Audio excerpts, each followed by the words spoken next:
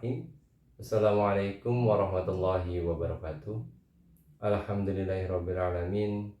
Allahumma sholli ala Sayyidina Muhammad wa ala alihi wa sahbihi ajmain. Wa la hawla wa la quwata illa billahil alil azim. Rabbi shrah li sadri wa yassir li amri wa hlul 'uqdatam min lisani yafqahu qawli. Amma ba'd. Puji syukur kehadirat Allah yang memberikan kita nikmat hingga pada kesempatan kali ini kita masih bisa bertatap muka walaupun secara virtual, yang insya Allah dengan video ini kita semua tergolong sebagai orang-orang yang ahli ilmu dan diberkahi oleh Allah Subhanahu wa taala. Amin ya rabbal alamin. Pada kesempatan kali ini saya ingin menyampaikan insya Allah mengenai materi selanjutnya, yaitu bab 2 berkaitan dengan materi pembelajaran pada jenjang sekolah menengah atas. Insya Allah kita akan membahas mengenai indahnya hidup dengan penuh perbedaan, atau istilah lainnya adalah toleransi. Dalam suratnya yaitu Quran Surah Yunus ayat 40 dan 41. Kita mulai dengan kompetensi dasar yang ada pada bab sekarang ini. Yang pertama adalah meyakini bahwa agama mengajarkan agar menghargai perbedaan.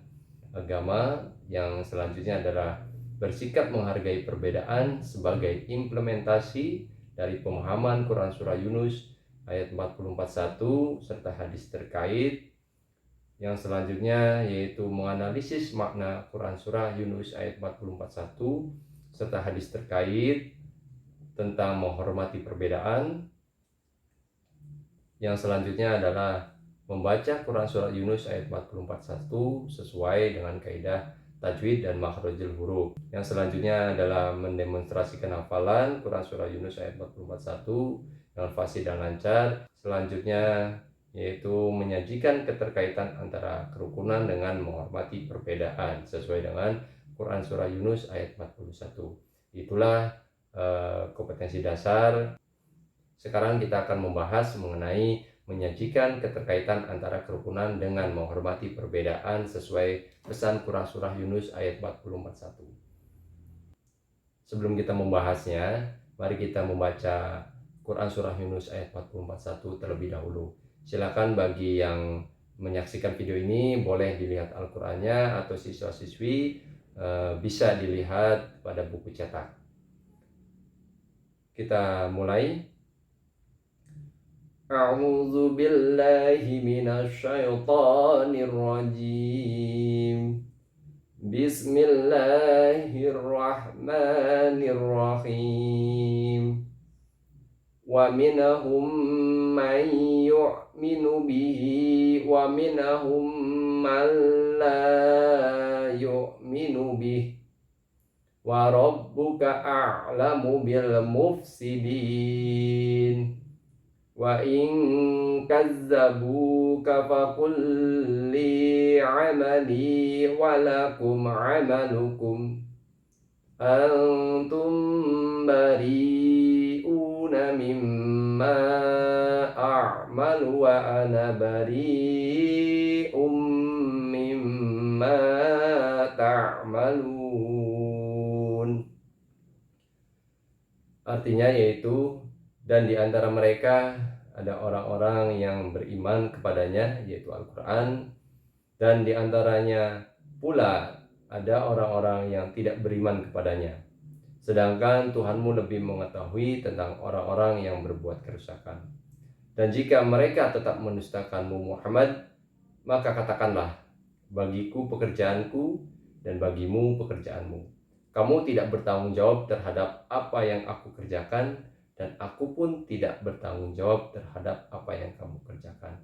Quran Surah Yunus ayat 40-41. Adapun asbabun nuzul yang terdapat pada Quran Surah Yunus ayat 41 ini tidak ada secara khusus ya. Turunnya surat ini tidak ada cerita atau tidak ada sebab secara khusus. Namun bisa digarisbawahi atau ditekankan pada ayat ini menjelaskan bahwasanya penolakan orang-orang kafir terhadap kedudukan Nabi Muhammad SAW sebagai utusan Allah, yang memiliki peran sebagai pemberi peringatan kepada orang-orang kafir dan kabar gembira kepada orang-orang yang beriman. Pada perkembangan selanjutnya, sikap orang kafir tidak beriman kepada Al-Quran dan terlepas hubungan dan tanggung jawab terhadap amal dan perbuatan yang dilakukan antara orang-orang kafir dengan amal perbuatan umat muslim atau orang-orang yang beriman. Dalam tafsir Ibnu Katsir, terdapat ada 4 poin bahasan penting dalam Quran Surah Yunus ayat 44:1 ini. Yang pertama adalah mengenai realitas keberimanan. Allah Subhanahu wa Ta'ala memaparkan bahwa manusia terbagi menjadi 2 golongan, yaitu ada yang beriman kepada Allah dan ada pula yang tidak beriman kepadanya.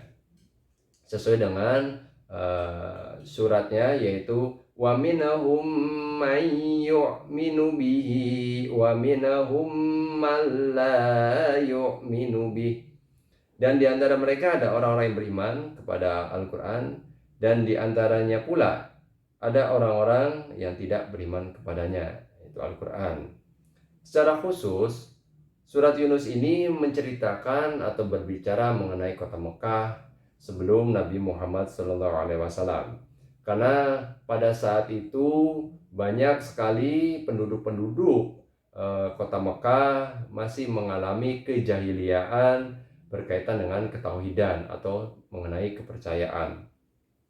Namun pada secara umumnya ini bisa juga kita samakan dengan zaman sekarang. Di zaman sekarang pun ada orang-orang yang beriman dan ada pula orang-orang yang tidak beriman. Secara khusus, surat Yunus ayat 40 ini berbicara mengenai orang-orang Mekah, ya. Karena apa? Surat Yunus ini diturunkan di kota Mekah. Makanya dalam surat Yunus ini keterangannya adalah surat Makkiyah. Karena di dalam Al-Quran itu ada 2. Yang pertama itu surat Makkiyah dan surat Madaniyah. Apabila ada keterangan surat Makkiyah, itu adalah firman Allah atau Al-Quran diturunkan kepada Nabi Muhammad SAW di kota Mekah sebelum hijrah ke Madinah.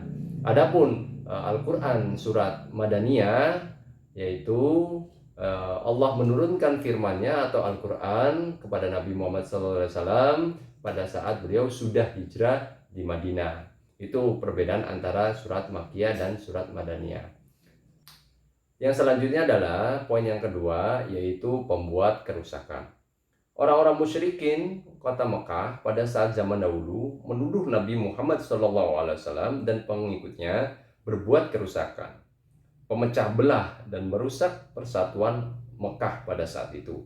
Maka Allah menjawab tuduhan mereka dengan ayat selanjutnya, yaitu wa rabbuka a'lamu bil mufsidin, dan Tuhanmu lebih mengetahui tentang orang-orang yang berbuat kerusakan.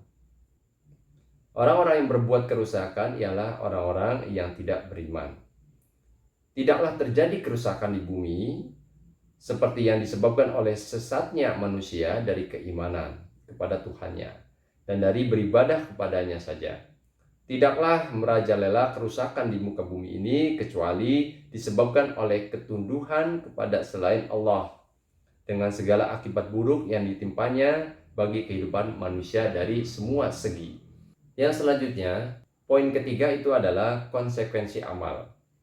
Allah memberikan taujih, yaitu arahan kepada Rasulullah SAW untuk menyatakan bahwa segala perbuatan ada konsekuensinya dan masing-masing orang akan mendapatkan konsekuensi atas apa yang dilakukannya.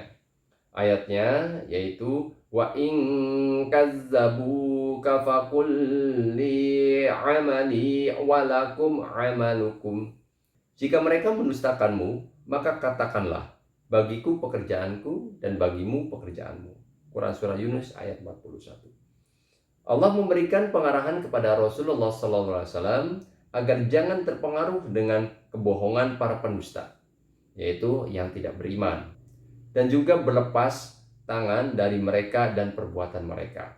Buya Hamka dalam tafsir Al-Azharnya menjelaskan, jika mereka masih saja membantah dan tidak mau percaya, ayat ini memerintahkan Rasulullah SAW untuk menegaskan bahwasannya bagiku amalku dan bagimu amalmu. Masing-masing ada konsekuensinya dan akibatnya. Amal baik akan membawa ke surga dan amal buruk akan menyeret kita ke neraka. Yang selanjutnya, yang keempat, yaitu menyikapi perbedaan tanpa kekerasan. Allah menutup ayat ini dengan firman-Nya, yaitu antum bari'una mimma a'malu wa ana bari'um mimma ta'malun. Kamu berlepas diri terhadap apa yang aku kerjakan, dan aku pun berlepas diri terhadap apa yang kamu kerjakan. Quran Surah Yunus ayat 41. Secara muamalah, masih diperbolehkan berinteraksi dengan mereka, yaitu yang tidak beriman. Namun dalam masalah akidah, tidak boleh ada kerjasama. Dan dalam masalah ibadah, tak boleh ada kerjasama. Dan atas kejahatan dan kerusakan yang mereka perbuat, kaum muslimin harus berlepas diri dari mereka. Dalam penjelasannya adalah bahwasanya kita kaum muslimin itu boleh untuk berinteraksi kepada kaum non-muslim untuk mengenai masalah muamalah, yaitu berkaitan dengan dagang, jual beli, kerjasama, dan yang lainnya. Namun apabila berkaitan hal ibadah, hal akidah, maka kita tidak boleh bekerja sama. Itu sangat dilarang dan tidak dianjurkan. Karena apa? Inilah ketegasan kaum muslimin kepada kita, bahwasanya bagimu amalmu dan bagiku amalku. Aku tidak bertanggung jawab terhadap apa yang kamu lakukan, dan kamu pun tidak bertanggung jawab terhadap apa yang aku lakukan. Jadi boleh kita berinteraksi, boleh berteman, boleh menyambung silaturahim kepada kaum non-muslim. Tetapi ingat, dalam hal ibadah dan akidah, kita tidak boleh bekerja sama. Biarkan masing-masing, ibadah-ibadahnya dia, ibadah kita, ibadah kita. Jangan disamakan atau jangan dikaitkan satu sama lain. Selanjutnya adalah kita masuk kepada pembahasan isi kandungan Quran Surah Yunus ayat 44:1. Yang pertama di sini, orang kafir itu tetap pada pendiriannya meskipun salah, yakni menolak kebenaran Al-Quran. Kenapa? Pada saat zaman itu, yaitu sebelum diutusnya Rasul dan sesudahnya Rasul, di kota Mekah ada orang-orang yang beriman dan ada orang-orang yang tidak beriman. Dan orang-orang yang tidak beriman itu lebih condong teguh pada pendiriannya. Walaupun ayat-ayat Allah sudah terbukti di depan matanya, tetapi mereka tetap tidak beriman karena memang hati mereka sudah tertutup dan sudah teguh pendiriannya. Yang kedua adalah bersikap tegas kepada mereka, yaitu dengan menyatakan bagiku amalku dan bagimu amalmu. Kita sampaikan kepada teman kita yang non-muslim bahwasanya pekerjaanmu pekerjaanmu, pekerjaanku pekerjaanku. Jadi ketika mereka ibadah, biarkan mereka beribadah. Ya, ketika kita beribadah, ya kita beribadah. Jadi biarkan satu sama lain untuk mengerjakan amalnya masing-masing. Tidak boleh berkecimpung atau bercampur tangan. Biarkan amal kita sendiri atau masing-masing. Ya, ditegaskan bahwasanya di sini membiarkan kepada orang-orang kafir untuk beribadah, melakukan pekerjaannya, tetapi kita tidak boleh ikut campur dalam hal ibadah. Kalau misalnya hal yang lain, ketika berdagang, berjualan, ataupun berinteraksi, sapa menyapa, itu dianjurkan. Yang selanjutnya adalah yang ketiga, yaitu tidak mempersoalkan atau memperolok mereka. Karena masing-masing akan mempertanggungjawabkan amal perbuatan diri sendiri. Jadi, dalam kandungan yang ketiga ini adalah kita tidak boleh memperolok. Kita tidak boleh menghina, kita tidak boleh mensoalkan. Misalnya ibadah itu kok seperti itu, ibadah ini kok seperti ini. Nggak usah dipermasalahkan ya. Itu biarkanlah. Karena apa? Sesuai dengan keyakinan masing-masing. Kita tidak boleh ikut campur dalam hal mengenai ibadah. Tetapi apabila berkaitan dengan kehidupan sehari-hari, bolehlah kita saling memberikan saran satu sama lain, boleh bermusyawarah, boleh. Tetapi dalam hal ibadah, biarkan. Dan tidak boleh menyinggung, tidak boleh menghina. Kok kenapa ya dia itu melakukan hal demikian, kok ibadahnya seperti ini? Jangan dipermasalahkan. Karena apa? Akan dipertanggungjawabkan secara masing-masing. Kita kaum muslimin teguh dengan pendirian kita melakukan hal semacam ini, dan mereka biarkan sesuai dengan ajaran yang mereka yakini, seperti itu. Yang keempat adalah boleh bekerja sama dengan mereka untuk menjaga keharmonisan kehidupan bermasyarakat. Kita sebagai makhluk sosial tentu berkehidupan bermasyarakat. Jadi kita tidak boleh membedakan antara agama A, agama B, atau agama C. Semua bermasyarakat, ya. Kita saling menyapa, kita saling membagi, kita saling menolong, kita saling menghormati, dan kita pun boleh bekerja sama dalam mengenai bisnis, dagang, dan yang lainnya. Boleh, tetapi ingat, hal ibadahlah yang tidak boleh untuk bekerja sama.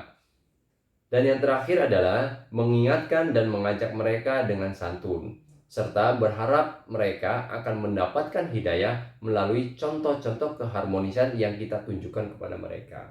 Jadi harusnya kita sebagai muslim itu memberikan contoh keteladanan, keharmonisan, bahwasanya Islam itu adalah agama yang santun, agama yang baik, dan agama yang penuh dengan toleransi. Itu kandungan surat Yunus ayat 40-41. Selanjutnya, penguatan materi. Menurut KBBI, toleransi bersifat atau bersikap menenggang, menghargai, membiarkan, memperbolehkan pendirian, pendapat, pandangan, kepercayaan, kebiasaan, kelakuan, dan sebagainya yang berbeda atau bertentangan dengan pendirian sendiri. Jadi toleransi adalah ketika kita menemui teman kita, walaupun satu agama, walaupun berbeda agama, yang berbeda dengan kita, maka kita harus menghargai dan menghormati. Tidak boleh mengatakan bahwasanya kitalah yang paling benar, merekalah yang salah. Ya, jadi saya harapkan kita tidak usah mempermasalahkan seperti itu. Apa yang kita yakini, yakinilah. Karena apa? Amal kita akan dipertanggungjawabkan masing-masing. Mereka dengan keyakinannya seperti itu, ya mereka akan dipertanggungjawabkan kelak seperti itu. Ketika kita meyakini seperti ini, ya kita melakukan seperti ini. Contoh hal kecil aja mengenai misalnya ini adalah kunut. Ketika ada orang atau teman kita yang melakukan sholat subuh tidak menggunakan kunut, ya kita nggak usah dipermasalahkan. Ya, ketika kita menggunakan kunut sedangkan imamnya tidak menggunakan kunut, ya kita mengikuti imam. Itulah ajaran yang diberikan oleh Rasul kita dan para ulama-ulama terdahulu. Ya, biarkan saja, kita nggak usah memperdebatkan. Ketika ada perbedaan di antara teman kita, tetangga kita, keluarga kita, dibiarkan saja. Tetapi mengingatkan boleh dengan secara sopan dan santun, tanpa ada kaitannya meyakini bahwasanya kitalah yang paling benar. Itu tidak diperkenankan. Kenapa? Yakinilah bahwasanya apapun pekerjaannya itu akan dipertanggungjawabkan. Dan perlu diingat, amalku amalku, amalmu amalmu. Aku tidak bertanggung jawab terhadap apa yang kamu lakukan, dan kamu pun tidak bertanggung jawab terhadap apa yang aku lakukan. Jadi biarkan saja, nggak usah dipermasalahkan. Karena apa? Perbedaan itu indah. Selanjutnya di sini adalah toleransi sikap tenggang rasa, menghargai dan memperbolehkan orang lain untuk berpendapat, berbeda keyakinan sekalipun. Ya, dalam bahasa Arab disebut tasamuh.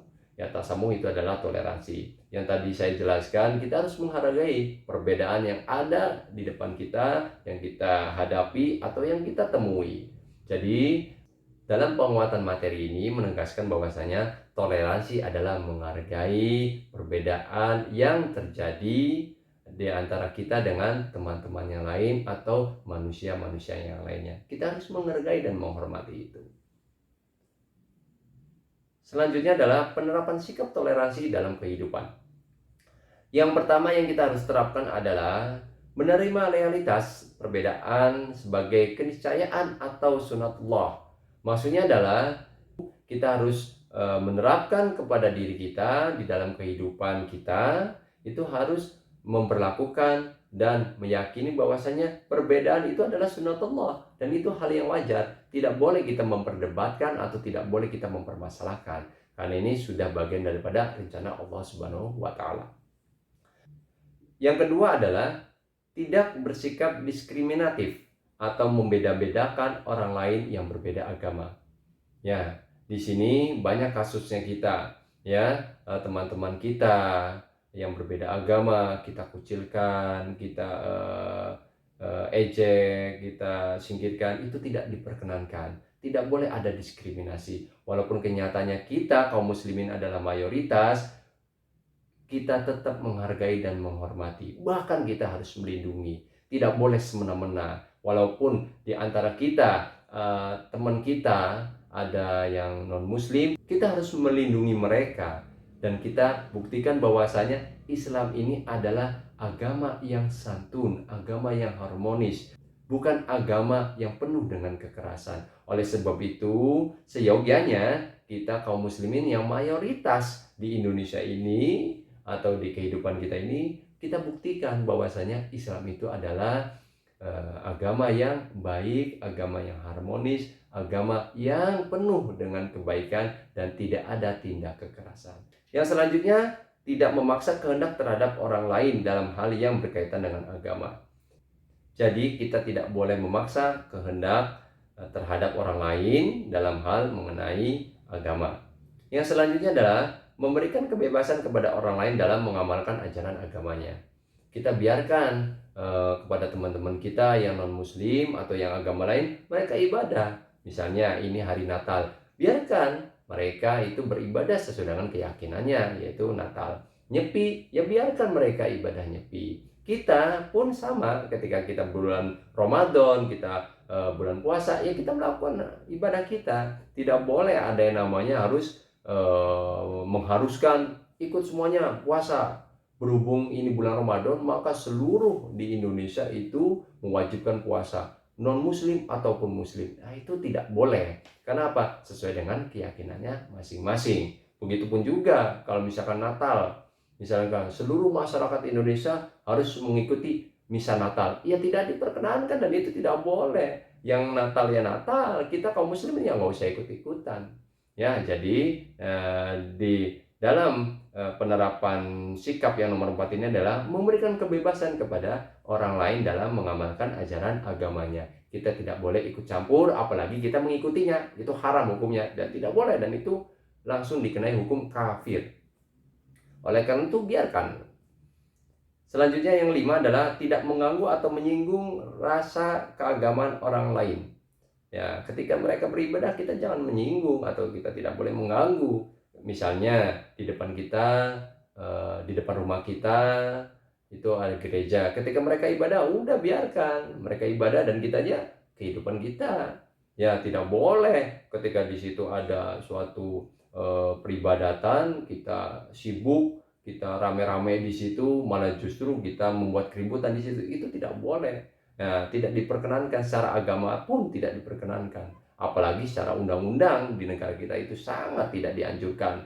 Nah, oleh karena itu ketika ada orang yang beribadah, kita jangan mengganggu dan kita tidak usah menyinggung soal kebiasaan mereka atau apa yang mereka lakukan. Biarkan sajalah. Kenapa? Mereka yang mereka, kita ya kita.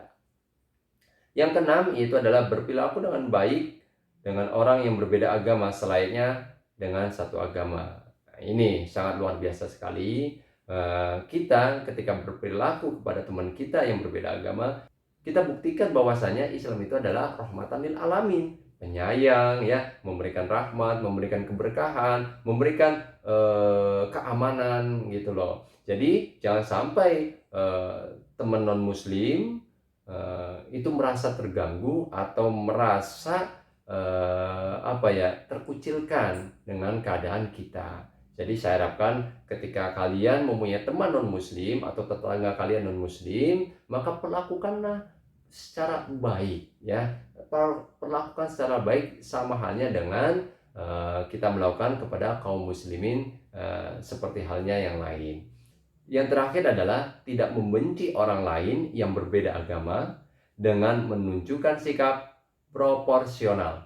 Maksudnya adalah menyesuaikan porsinya. Ya, kita tidak boleh membenci orang lain. Oleh karena itu, kita sebagai kaum muslimin harus menunjukkan bahwasanya kita ini adalah agama yang memberikan keamanan dan kenyamanan, bukan justru memberikan keresahan. Walaupun kenyataannya itu berbeda agama dengan kita. Itulah penerapan sikap toleransi dalam kehidupan sehari-hari. Dalil yang berkaitan mengenai toleransi antara lain adalah itu surat Al-Kafirun. A'udzu billahi minasyaitonir rajim. Bismillahirrahmanirrahim.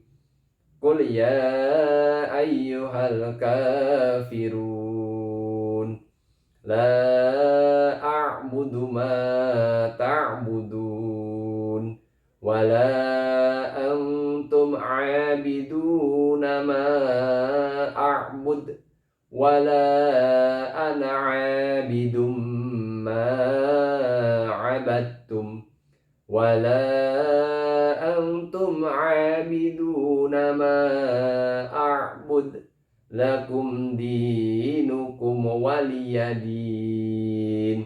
Yang artinya, dengan nama Allah yang Maha Pengasih dan Maha Penyayang, katakanlah Muhammad, wahai orang-orang kafir, aku tidak akan menyembah apa yang kamu sembah, dan kamu pun bukan penyembah apa yang aku sembah, dan aku tidak pernah menjadi penyembah apa yang kamu sembah, dan kamu tidak pernah pula menjadi penyembah apa yang aku sembah. Untukmu agamamu, dan untukku agamaku. Ini dalil yang lain atau ayat yang lain berkaitan dengan toleransi.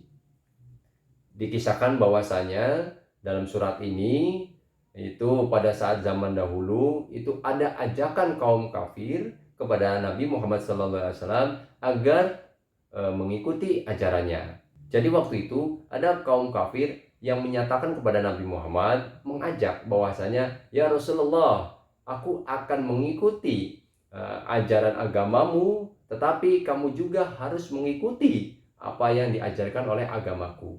Maka ayat ini muncul menegaskan kepada orang-orang kafir itu bahwasanya agamamu agamamu, agamaku agamaku. Jadi seperti itu. Selanjutnya adalah studi kasus. Ini saya berikan kepada kalian untuk memahami materi yang saya sampaikan dari pembahasan awal sampai sekarang ini. Coba bagaimana penanganannya menurut kalian.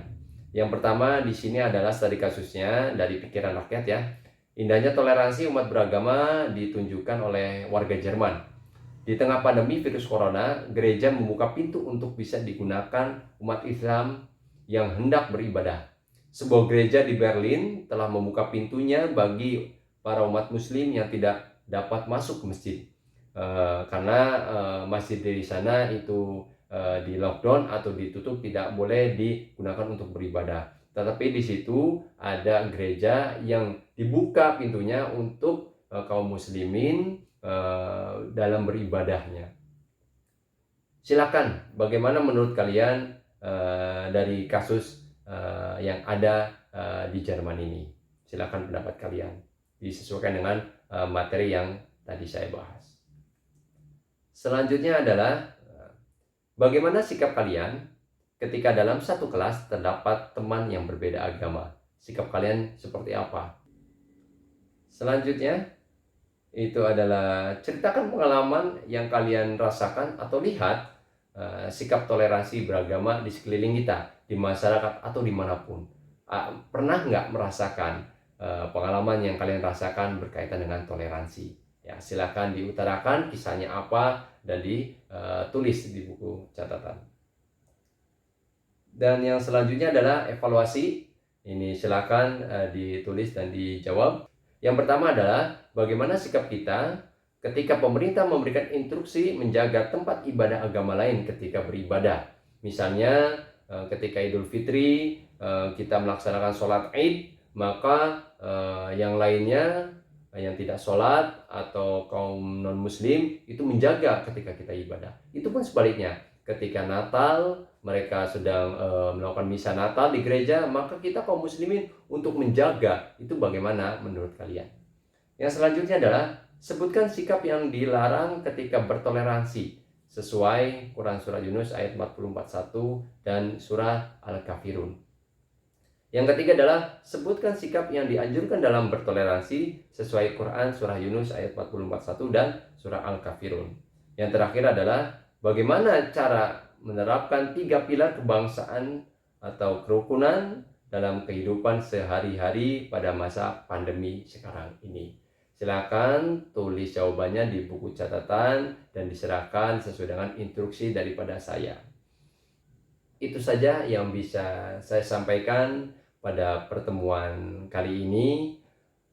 Semoga bermanfaat. Apabila ada hal kekurangan, baik itu bahasa atau ilmu atau yang lainnya, silakan komentar di kolom video yang ada atau hubungi saya, ataupun ada hal yang ingin ditanyakan, silakan komentar di video ini, dan itu sangat membantu akan kebaikan ke depannya. Kita tutup pertemuan kali ini dengan doa akhir majelis secara bersama-sama. Bismillahirrahmanirrahim. Subhanakallahumma wa bihamdika asyhadu an la ilaha illa anta astaghfiruka wa atubu ilaik. Walhamdulillahirabbil alamin. Kurang lebihnya mohon maaf. Wassalamualaikum warahmatullahi wabarakatuh.